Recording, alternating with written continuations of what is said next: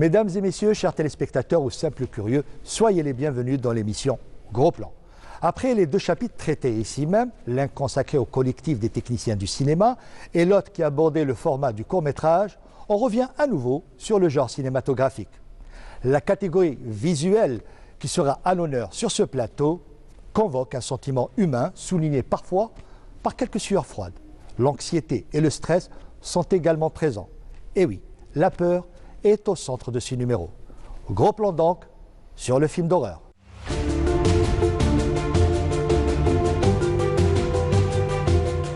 C'est toujours au sein de cette salle de cinéma mythique, la salle Atlas, que nous allons décortiquer avec nos invités le genre cinématographique qui s'amuse à nous effrayer.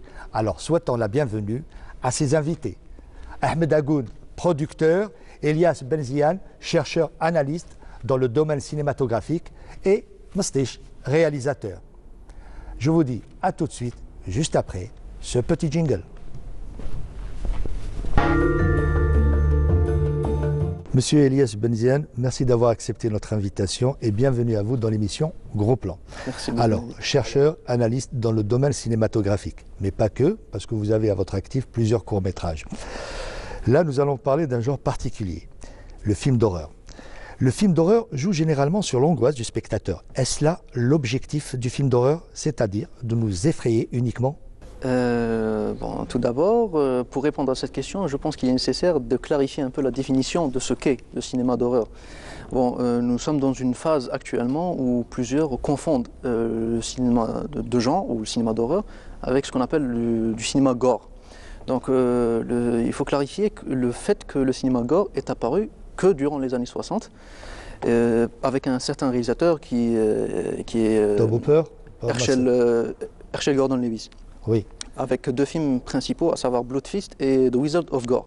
Ouais. Ces 6 films précisément qui ont propulsé cet aspect d'explosion d'hémoglobine. C'est des films ultra violents. Mais il n'empêche que l'horreur existait bien avant. On retrouve après avec Massacre à la tronçonneuse, avec Tom Hooper. Tout à fait. Donc après, certains films ont adopté ce genre et maintenant, au point où maintenant on ne sait plus ce qu'est le cinéma d'horreur. Donc le cinéma d'horreur, à l'époque, enfin il y a certains réalisateurs qui le font toujours, ne contient pratiquement aucune violence visuelle ou esthétique. Donc c'est plus un travail sur l'ambiance et un travail aussi sur la thématique. Donc c'est la thématique qui dérange, c'est pas les scènes en elles-mêmes. C'est des non-dits. Voilà, exactement. Et par exemple, comme certains films comme Vampire, sortis dans les années 30, comme Le cabinet du docteur Caligari.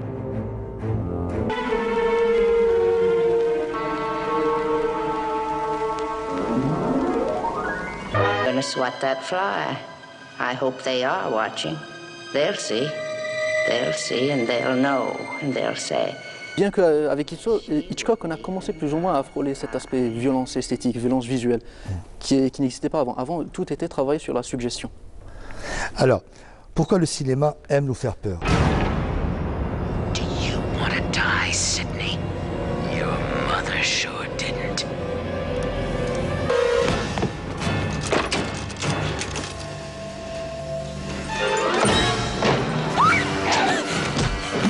Je pense que ça a été son objectif de base. L'un des premiers films expérimentaux, c'était déjà un film qui a plus ou moins fait sursauter le public. Donc c'est l'arrivée d'un train à la gare de La Ciotat. Donc on voyait juste un train arriver au niveau d'une gare. Mais c'était le plan choisi, qui donnait l'impression que le train nous rentrait dedans. Et donc dès le début, il y avait cette impression de faire sursauter le spectateur et de jouer avec le spectateur à ce niveau-là. Pourquoi un tel attrait pour ce genre cinématographique? Parce que, en fait, j'ai toujours été friand du cinéma d'horreur parce que, pour moi, c'est l'un des cinémas les plus riches. Le cinéma d'horreur, généralement, est toujours porteur de messages dissimulés qui rendent l'œuvre très, très intéressante. Par exemple, je cite l'un des derniers grands films d'horreur auxquels j'ai eu la chance de voir, c'est His House, qui est disponible sur Netflix. C'est un film qui traite juste d'un couple d'immigrés soudanais qui vont se retrouver en Angleterre et confrontés plus ou moins à la société et à divers types de violences raciales. All I can taste is the metal. We'll get used to it.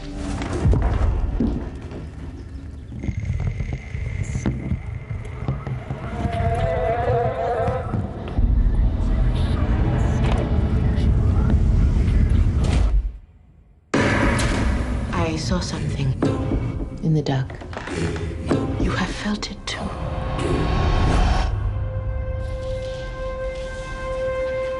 There's no witch.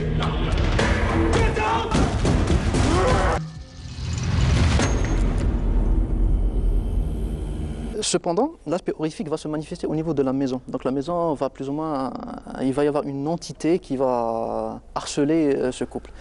Et au fur et à mesure, quand on avance dans le film et quand plus ou moins on regarde plus ou moins avec un angle différent, on remarque que tout cet aspect horrifique n'est en fin de compte que la métaphore ou qu'une allégorie à autre chose. Dans le cas du film, c'est plus ou moins une allégorie à la culpabilité. Donc au final, on se dit, est-ce qu'on a vraiment vu un film d'horreur ou est-ce qu'on a vu un film dramatique et dont l'horreur était juste l'outil de mise en scène. En fait, c'est une expression extrême des maux de notre société. Oui. Voilà. Oui, ce qu'on retrouve aussi dans le film Shining de Stanley Kubrick. On retrouve tous les codes du film d'horreur dans le film de Kubrick. C'est aussi le syndrome de la page blanche. Oui, tout à fait, tout à fait. Au fait, Shining l'exploit. L'exploit et aussi la malédiction dont il a été victime à sa sortie, c'est le fait qu'on n'a pas pu le qualifier ou le trouver un rang dans lequel on peut mettre... Le classer en quelque sorte. Oui, parce que déjà, même si on remarque par exemple la bande-annonce qui est sortie à l'époque, c'est une bande-annonce qui plus ou moins faisait croire à une pure comédie familiale. Donc il y avait cette option et cette tendance à jouer avec le spectateur et au fait où on ne sait pas du tout à quoi s'attendre, comme ça a toujours été le cas avec les films de Kubrick. Donc, mais on remarque aussi quelques messages dissimulés par-ci par-là dans son film Shining, notamment tout ce qui concerne la violation des territoires amérindiens. Voilà, exactement. Donc il y a vraiment... D'ailleurs, à ce niveau-là, il y a un documentaire très intéressant qui est sorti sur justement les diverses interprétations du film. C'est Chambre 267. Que pensez-vous des quelques incursions de certains réalisateurs concernant ce genre cinématographique? Il y a eu quelques incursions, donc je parle de nos réalisateurs. Ah, de nos réalisateurs. En fait, concernant le cinéma d'horreur ici en Algérie, les seules rares œuvres que j'ai vues dans le domaine, c'est Mime, plutôt en arabe, et aussi Une main pour une sorcière, qui est un film réalisé justement par la télévision algérienne et auquel... Enfin, il est souvent moqué ce film, mais moi je trouve que pour un film qui est sorti dans une époque bien définie, avec un budget plus ou moins... dérisoire. Oui, disons-le comme ça. Le film contient quand même quelques scènes, moi, qui personnellement me mettent très très mal à l'aise, donc notamment tout ce qui concerne l'enfant et certaines croyances déviatrices, on va dire. Il y a une autre piste aussi concernant les films d'horreur, c'est les comédies, ce qu'on appelle les comédies horrifiques. Ah oui, bien sûr. Qui d'ailleurs, par exemple, moi, dans le domaine de la comédie horrifique, par exemple, la référence reste pour moi Evil Dead 2 de Sam Raimi. Oui, le réalisateur plus tard de Spider-Man. Voilà. Tout à fait. Moi, ce film-là, pour ma part, c'est le parfait mélange entre ce qu'est le cinéma d'horreur et ce qu'est le cinéma comique, pour montrer que les deux peuvent se marier. Très bien. Malgré le fait que l'horreur, enfin le cinéma d'horreur à cette époque-là était considéré comme un cinéma pour adolescents, on va voir même un sous-genre. Le père, en fait, en quelque sorte, pour pas dire le père, c'était Roger Corman, les productions de série B. Tout à fait, exactement. Donc plus ou moins Evil Dead 2 rentre dans cette catégorie. Cependant, certains réalisateurs de renommée mondiale n'ont pas hésité à manifester leur admiration envers ce film, ce qui a poussé après à une véritable réflexion sur l'avenir de ce genre cinématographique en tant que véritable genre et art à part entière. Je dirais les professionnels de ce genre, les Carpenter. Ah oui, bien sûr. Bon, eux, c'est des précurseurs de ce qui est devenu après le slasher. Mais on oublie que le genre est apparu bien avant. Il est apparu précisément avec un film qui s'appelle Le Voyeur. C'est un film réalisé par Michael Powell. C'est un film britannique qui vraiment met le spectateur dans la position de voyeur. Donc c'est quelqu'un qui nous fait culpabiliser, c'est un film qui nous fait culpabiliser d'apprécier ce type de c'est ce qu'on parle du croque-mitaine en quelque sorte, ce qu'on retrouve dans Halloween, dans Vendredi 13. Exactement. Certains sous-genres concernant le film d'horreur présentent souvent une seconde lecture. Tout film, que ce soit horreur ou autre, adopte une seconde lecture assez dissimulée qui, elle, plus ou moins, pour ma part, vaut l'intérêt. Donc, par exemple, dans le cinéma d'horreur, nous avons plusieurs films, notamment ceux qui sont issus du cinéma expressionniste allemand, par exemple, donc, comme Nosferatu, Le cabinet du docteur Caligari. Donc, c'est des films qui renvoient, qui tous renvoient aux graves conséquences et au traumatisme de la Première Guerre mondiale. Et ça a été aussi le cas pour certains films américains des années 70 qui, eux, malheureusement, traitent des dérives de la guerre du Vietnam, par exemple. La colline à des yeux. Oui, par exemple. Mais je citerai surtout le film La nuit des morts vivants et la suite, enfin, une suite non officielle, Zombie. Donc, c'est deux films qui sont réalisés par George A. Romero et qui, les deux, plus ou moins se calque à une période très importante de l'histoire américaine. Donc, comme par exemple La Nuit des Morts Vivants, c'est un film où la tension raciale est très omniprésente dans la société américaine, notamment en Pennsylvanie. Et le réalisateur, à travers une simple histoire de zombies, renseigne beaucoup sur la société en elle-même, où justement cet aspect devient encore plus, enfin enrichit encore plus le film que s'il avait traité le sujet d'une manière frontale. Donc, pour ma part, oui, je dirais que par exemple La Nuit des Morts Vivants traite du racisme, Zombie par exemple traite de l'avènement de cette mode du consumérisme américain, voire consumérisme boulimique. D'ailleurs, c'est pas un hasard que les rares survivants se cloisonnent dans un centre commercial. Acceptez notre invitation et bienvenue à vous dans l'émission Gros Plan. Je pense que c'est la première fois que nous avons le plaisir de vous recevoir. Tout à fait, c'est un plaisir pour moi d'ailleurs. Alors, le film d'horreur provoque ou produit souvent chez le spectateur un sentiment de peur ou de répulsion. Malgré cela, ce même spectateur demeure fidèle à ce type de film. Alors, pourquoi on aime à ce point jouer avec nos propres angoisses ?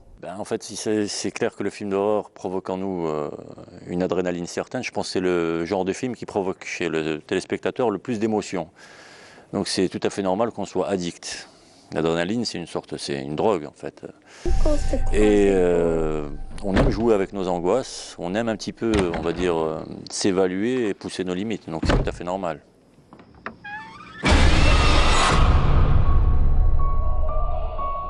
Une grande variété accompagne ce genre cinématographique. Je parle des tueurs fous, le slasher movie, les morts vivants, zombies, les monstres créés par l'homme, Frankenstein. Alors, quel est le type de film que vous préférez ? Quel est le sous-genre que vous préférez? Alors moi, c'est pas réellement les slashers. Bon, il y avait Freddy Krueger à l'époque, ou soit Halloween, Massacre à la tronçonneuse. Voilà, ouais. Moi, c'est plus un petit peu les films de démons, les films démoniaques. Et bien sûr, mon film favori, je pense, c'est celui de beaucoup de générations, c'est L'Exorciste. Oui, exact. Un film culte, en quelque sorte. Un film culte. En plus, c'est un petit peu dans... Ça nous parle un petit peu. Tout ce qui est Junoon et tout, chez nous, on est très... D'ailleurs, Amityville ou L'Exorciste, enfin, c'est un petit peu pareil. Moi, je me rappelle quand je regardais ces films à l'époque, on était dans le salon, on regardait le film, quand il y avait le sang qui coulait du robinet, il suffisait juste que, d'ailleurs à l'époque on nous coupait l'eau, donc juste quand elle revenait à minuit, on entendait le petit filet d'eau, on sursautait, on était angoissés. Là on revient un petit peu sur sur l'écriture dramaturgique du film d'horreur. Un film d'horreur doit répondre à des codes. Est-ce vrai? Si c'est le cas, quels sont les codes du film d'horreur? Heureusement, c'est bien sûr d'abord l'ambiance, on va dire, il y a une certaine... Bon, ça dépend pour le genre de film, on va dire. Je me rappelle avant, il y avait la chaîne algérienne diffusait les vendredis des films d'horreur britanniques. Et on voyait déjà la colorimétrie de l'image. En fait, elle était un peu plus terne, un peu plus sombre. On était déjà un petit peu dans l'ambiance. C'est des films où il n'y avait pas d'effets spéciaux, où le réalisateur jouait beaucoup plus avec le suspense. Tout était suggéré en quelque sorte. Tout à fait, exactement. On était tout le temps angoissé. Mais les codes, ça reste surtout l'ambiance sonore et surtout l'œil, l'intrigue, on va dire. Le plan, on s'interroge, qu'est-ce qui se passe? Et surtout, j'ai remarqué qu'il y avait toujours le regard de coin. Le regard un regard vraiment éloigné de la situation, avec généralement il y avait toujours le son de corbeau pour nous donner un petit peu une ambiance morbide dans le film. Et surtout les ambiances sonores, je pense que les monteurs son ont beaucoup travaillé sur ce genre de film. Dans certains films, peut-être à une certaine époque, on parlait aussi d'une utilisation abusive de gros plans et de zoom aussi, pour certains films. C'est vrai, ça, je pense que ça doit être surtout pour les slashers. Ouais. Mais bon, pour les slashers, c'est normal, parce il y avait un peu plus d'effets spéciaux, il y avait des masques, ils avaient généralement des armes, donc on voulait un petit peu nous montrer les indices du personnage d'épouvante. You have nothing to worry about. This won't hurt one little bit. Certes, la menace est le fil conducteur du film d'horreur, c'est-à-dire le danger permanent qui plane sur l'histoire du film. Mais certaines thématiques sont abordées en arrière-plan. L'angoisse de la page blanche dans le film Shining de Stanley Kubrick. Que pensez-vous? Ah ben oui, je crois qu'il est un peu plus intelligent ce film parce qu'on part un petit peu dans la psychologie du personnage. Donc on montre un petit peu la frustration. D'abord, c'est le décor qui est planté. C'était un chalet qui était un petit peu coupé du monde à cause de la tempête de neige. Et bon, d'ailleurs, Shining avait été écrit à la base, c'était un roman de Stephen King, qui a détesté le film d'ailleurs, hein, qui a détesté l'adaptation, alors que c'est le film, je crois que c'est le film numéro 1 dans les films d'horreur. C'est le film numéro 1 et qui représente tous les genres, qui regroupe tous les genres de films d'horreur. Tout à fait. Donc là, on rentre d'abord dans la psychologie du personnage, et puis avec le travail de Kubrick pour la mise en scène qui est fantastique. Je pense que, comme tu dis, il a réuni tous les ingrédients du film d'horreur, mais aussi du film théâtral aussi. Et donc on est plus dans la frustration et on va dire dans la réaction de l'acteur principal, Jack Nicholson. Et d'ailleurs c'est un petit peu la frustration qu'on vit un petit peu en ce moment avec la pandémie et tout. On est un petit peu tous dans ce phénomène de frustration et de dépression. Et ce qui vont pousser donc le personnage principal à déraper et à aller même vers le personnage de slasher.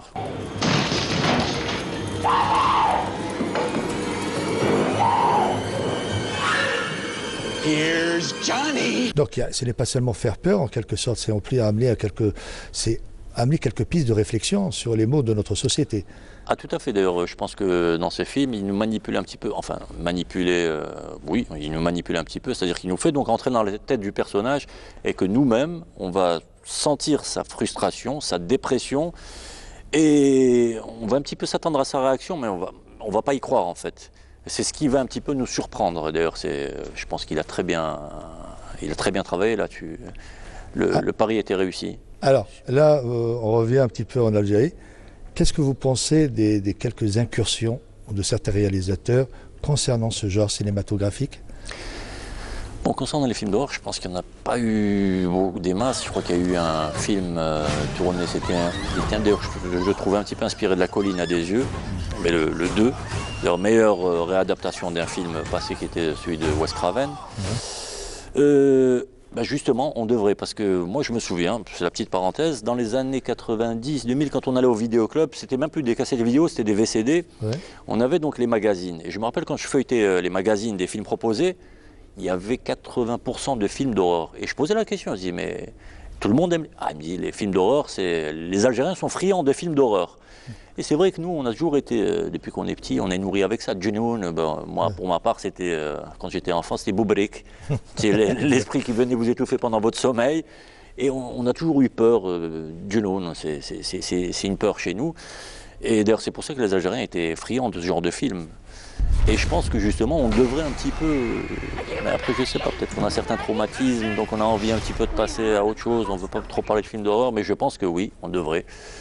On devrait justement, on devrait produire des films d'horreur, mais le problème c'est que moi personnellement, j'ai pas encore trouvé de scénario réellement intéressant et je rêve, d'ailleurs je lance un appel à s'il y a un scénariste qui voudrait bien m'écrire une intrigue, un film d'horreur, mais bien écrit bien évidemment, je suis preneur, hein, je produis. J'espère que l'appel sera entendu. Monsieur Mastech, bienvenue à vous et merci d'avoir accepté notre invitation. J'espère que ça ne sera pas la dernière. Vous êtes le réalisateur de l'OVNI, je dis bien l'OVNI, le court-métrage Zombie. Plus de 4 millions de vues. Pour faire court, le succès était au rendez-vous. Ici, nous sommes dans la comédie horrifique. Comment avez-vous structuré votre plan de travail? Le plan de travail, c'était suivre le script de Mourad et Arqam. C'était, vu le temps qu'on avait pour préparer le film, c'était un peu compliqué. On n'a pas bossé comme on devrait d'habitude. Et c'est à l'aide de tous les techniciens les Kanoumana sur la préparation. C'est grâce à eux la réussite de ce film. Justement, ça vous a pris combien de temps pour réaliser ce film? On n'avait pas beaucoup de temps. On avait un deadline à respecter, c'était 15 jours de préparation. 8 jours de tournage et 20 jours de post-prod. Hein. C'était vraiment, vraiment court. En tant que réalisateur, quelle est la démarche à respecter pour aboutir à un tel résultat? Là, je parle de combinaison humour avec une histoire post-apocalyptique. Pour ce film, la solution c'était garder les mêmes personnages parce que c'est un film destiné à YouTube. Là, on va utiliser le même caractère de Mourad et de Arqam.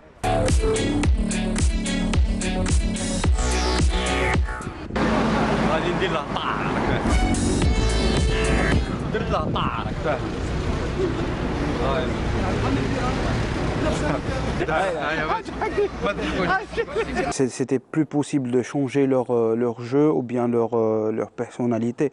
Et je pense que c'était la meilleure recette pour ce mélange un peu. Justement, c'était souligné par les dialogues. J'ai vu, on a gardé le même aspect, les mêmes codes qu'on retrouvait dans YouTube, c'est-à-dire chez les youtubeurs. Mais cette incursion, c'est-à-dire en dehors de YouTube, c'était cette incursion vers ce genre cinématographique, comment c'est organisé? Parfois on fait des recherches, on va essayer de trouver des memes ou bien des paroles utilisées par le peuple algérien, les codes, les mots ou les phrases, on les répète tous les jours juste pour dire une blague ou bien signifier quelque chose. Et c'est ça le but, parce que notre culture, elle est vraiment riche. Surtout la culture Tanat à la rue. Elle est vraiment, vraiment riche. Et je préfère faire quelque chose avec un langage pour tout le monde que d'être vraiment, vraiment spécifique. C'est pour ça que ce langage a été appréhendé et bien écouté, je veux dire, apprécié par tout le monde, d'où le succès du film. C'est pour ça que tout le monde, ils ont créé leurs propres memes pour deux films. Les memes de par exemple, le Hub Haram ou bien Wallah Salwa Ali, ou surtout de Mnanok, il est connu pour ça. شنو هاد الريحة الفائحة؟ كرين حنا 15 يوم ما دوشناش واش حبيتنا نريحوا الياسمين وليكن في علمك. Là, je parle toujours aux techniciens, aux faiseurs d'images. Est-ce vrai que l'on abuse du zoom et du gros plan comme code narratif et plastique du film d'horreur? J'ai une méthode à travailler que le cinéma, c'est quelque chose très artistique, c'est pas une science exacte. Alors par exemple, dans mon cas, là j'adore filmer en 35 mm et pratiquement tout le film était tourné avec un seul optique, hein, c'est le 35. J'aime la distorsion de l'optique, avoir au moins on se sent, on est dans un grand décor ou là un grand paysage. Voilà, c'est pour créer une certaine sensibilité. Voilà, c'est pour ça. Et je choisis mes optiques ou bien au feeling. Voilà, comment je vois les choses, comment je vois le scénario. C'est pour ça que j'utilise pratiquement des wide angles pour mes films. Alors, pourquoi, selon vous, il existe un tel engouement pour ce genre cinématographique? J'ai constaté, après la diffusion de films, c'est que le grand public, il a un goût. Il veut quelque chose de nouveau chaque jour. Et j'ai vu qu'il n'y a pas des films d'horreur, ni d'action, ni fantastique, ni cyberpunk. On est toujours obligé de voir ailleurs pour avoir, pour se nourrir de ce genre cinématographique. Alors imagine ce genre de thème. Et avec une sauce algérienne, avec des acteurs algériens, dans des décors algériens, avec toute une équipe algérienne. Et je pense que c'était ça la réussite. Tout le monde chauffe le film. Et c'était pour une tendance à YouTube, c'était une vidéo de 30 minutes. Vous êtes carrément dans le format du court-métrage, pour le dire, c'est vrai. C'est entre moyen et court. Hein. Il n'y avait pas de limite parce que c'était YouTube. C'est libre. Alors du coup, 70 000 personnes en live, simultanément, c'était énorme. Parce qu'au début, on a préparé des vidéos justifiées, c'est expliquer le film, dire c'était notre première expérience. Mais après le retour, le temps du live, on était tout le monde, les acteurs, moi, mon associé et tout, on regarde que les commentaires. Et ma chef le film, je vois les commentaires et c'était génial. C'était génial. Est-ce qu'on peut pensez qu'il va y avoir une suite ou je veux dire, un autre format, c'est-à-dire un autre film de ce genre, ou peut-être un autre genre, hein, mais toujours concernant YouTube et à la sauce algérienne? C'est un début. Et c'est un bon début. Alors, de mon côté, je vais essayer de faire autant, que ce soit dans Zombie avec Arqam ou Mourad, que ce soit avec d'autres. Je vais essayer de donner la chance à d'autres créateurs de contenu et on va essayer parce que si on veut apprendre ou avoir des grosses productions dans ce genre, il faut commencer. Le film d'horreur cultive parfois nos peurs les plus primitives. Cependant, ce genre cinématographique n'oublie pas de nous questionner à l'extrême sur les dérives